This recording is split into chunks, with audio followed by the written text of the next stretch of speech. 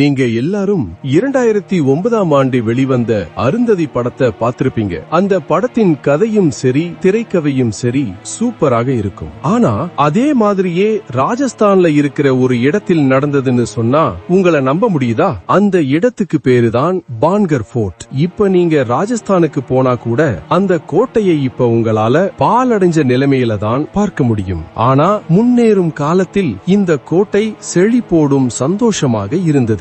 ஒரு சூனியக்காரனால் இந்த கோட்டையின் நிலைமை தலைகீழாக மாறியது. அது எப்படி மாறியது என்பதை இந்த வீடியோவில் பார்ப்போம். இந்த கோட்டை முன்னாடி சொன்ன மாதிரி ராஜஸ்தான்ல இருக்கிற அல்வார் மாவட்டத்துல இருக்குது. இந்த கோட்டை ராஜா மாதோ சிங் அவர்களால் 16ஆம் நூற்றாண்டில் கட்டப்பட்டது. அவர் இந்த கோட்டையை மிகவும் பிரம்மாண்டமாகவும் அழகாகவும் கட்டியுள்ளார். அவர் கட்டும்போது சுற்றிலும் கடைகள் கோவில்கள் என அனைத்தும் உள்ளது போல் கட்டியுள்ளார். இங்க ராஜாவும் இளவரசியும் மக்களும் மிகவும் சந்தோஷமாக வாழ்ந்து வந்தனர். இதே போல ஒரு 200-300 வருஷங்களுக்கு சந்தோஷமாக அந்த கோட்டையில் அடுத்தடுத்த ராஜாக்கள் வாழ்ந்தனர். அடுத்ததாக 1800ஆம் ஆண்டுகளில் ரத்னாவதி என்ற இளவரசி அந்த கோட்டையில் இருந்தார்கள். இந்த ரத்னாவதி இளவரசி மிகவும் அழகாகவும் மற்றவர்களை வசியம் பண்ணும் அவ்வளவு பேரழகாவும் இருப்பார்கள். இன்னும் சொல்ல போனால் அந்த காலகட்டத்தில் அந்த ஊரில் இவளை மிஞ்சிய அழகி யாரும் இல்லை. இவங்க அதிகமா அரண்மனைக்குள்ளதான் இருக்கிறாங்க. ஊர் மக்கள் அதிகமா இவர்களை பார்க்க முடியாது. இந்த இளவரசிக்கு அனைத்து வசதிகளும் அரண்மனைக்குள்ளே இருப்பதால் வெளியே வர எந்த அவசியமும் இவர்களுக்கு தேவைப்படவில்லை. இந்த இளவரசி அழகே பற்றி தெரிந்த மற்ற நாட்டு மன்னர்களின் இந்த இளவரசி அடைய வேண்டும் என்று எவ்வளவு முயற்சி செய்தார்கள். அதெல்லாம் தோல்வியில் முடிந்தது.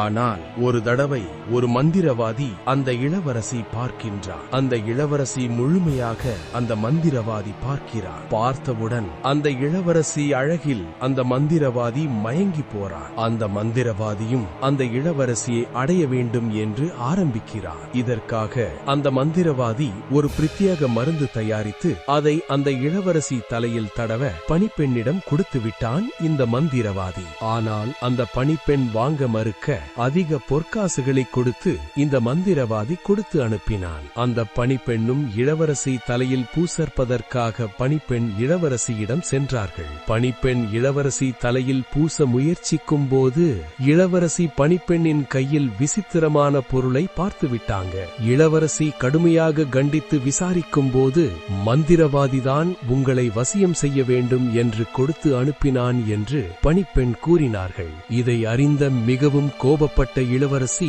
அந்த மந்திரவாதி அரண்மனைக்குள் அழைத்து வர இளவரசி சொன்னாள். பணிப்பெண் மந்திரவாதியிடம் சொன்னவுடன் மந்திரவாதியும் சந்தோஷமாக அரண்மனைக்குள் வரான். கடும் கோபத்தில் இருந்த இளவரசி மந்திரவாதி உயிரை எடுக்கின்றாள். ஆனால் அந்த மந்திரவாதியின் உயிர் பிரிவதற்குள் ஒரு சாபம் வடிகிறான். அது என்னவென்றால், நீயும் உன் மக்களும் படிப்படியாக அழிந்து போவீர்கள் என்று சாபம் விட்டுவிட்டு இறந்து விட்டான்.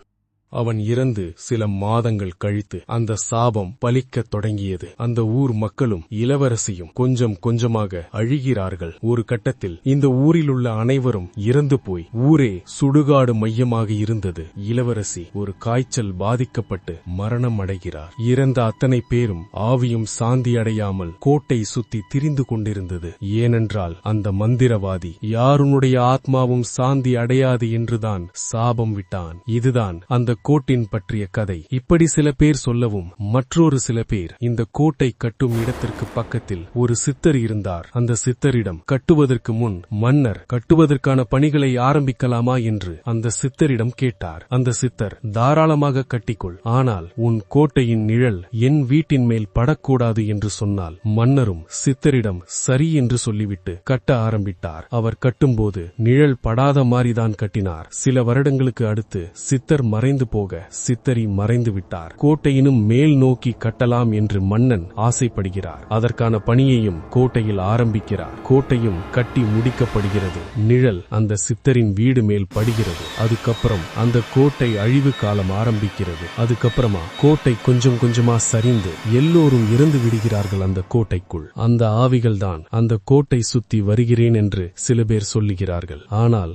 எப்படி இருந்தாலும் அந்த கோட்டையை சுத்தி ஒரு 10,000 சாந்தி அடையாறு ஆத்மாக்கள் இருக்கும் என்று சொல்லப்படுகிறது. என்னதான் இந்த கதை ஆதாரமற்றமாக இருந்தாலும் அது சுற்றியுள்ள ஊர் மக்கள் அனைவரும் இதைதான் சொல்லுகிறார்கள். அது மட்டுமில்லாமல் இந்த கோட்டை விசிட் பண்றதுக்காக உள்ள போன சில பேர் சொல்ற ஒரே விஷயம், இந்த கோட்டைக்குள்ள நுழைந்த உடனே நெகட்டிவ் எனர்ஜி மாதிரி நெஞ்சுக்குள்ள ஒரு பதற்றம், பயமான உணர்வு தோன்றியது. இது மட்டுமில்லாமல் விசித்திரமான சத்தங்கள் தோன்றியது. அது மட்டுமில்லாமல் இரவு நேரங்களில் போனால் ஒரு விசித்திரமான உருவம் நடப்பது போன்ற தோன்றியது. இதனால்தான் இந்த கோட்டைக்குள்ள 6 மணிக்கு மேல யாரும் உள்ளே நுழைய மாட்டார்கள். அது மட்டுமில்லாமல் ராஜஸ்தான் கவர்மெண்ட் 6 மணிக்கு மேல இந்த கோட்டைக்குள்ள போக அனுமதி இல்லை என்று சொல்லிட்டாங்க.